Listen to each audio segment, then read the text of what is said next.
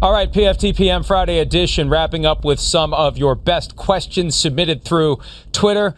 RSVhill31, I probably didn't pronounce that correctly. I'm sorry if that's the case. Who's the next Viking to be traded? Yesterday it was Yannick Ngakoue to the Ravens, Charean. Anyone jump out on that roster as a candidate to be shipped off by a Vikings team that knows it's over in 2020?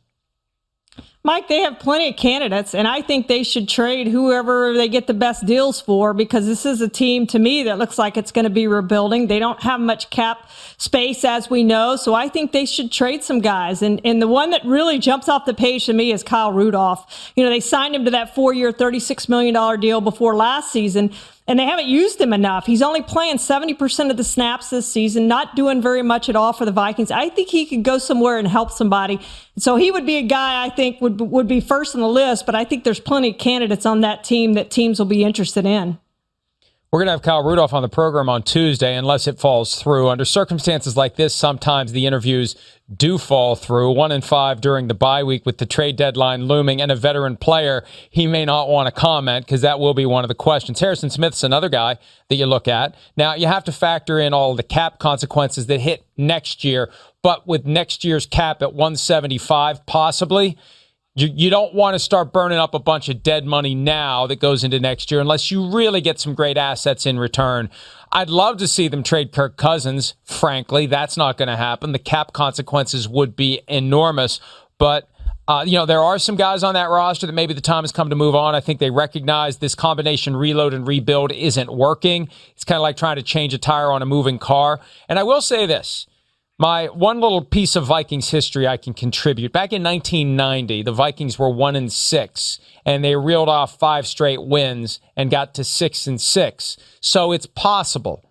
Then they lost the next 4 and finished 6-10, though, so what the hell. But you're not truly done. With 7 teams alive for playoff spots, you're not truly done. Yeah. And I'm fascinated, Charean, by the possibility of one of these teams getting a 7 seed this year or next year in either conference.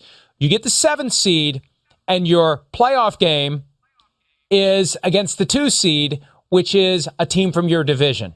That is going to be one hell of a way for the 2 seed to have to break into the playoffs, playing a team that knows it very well right out of the gates.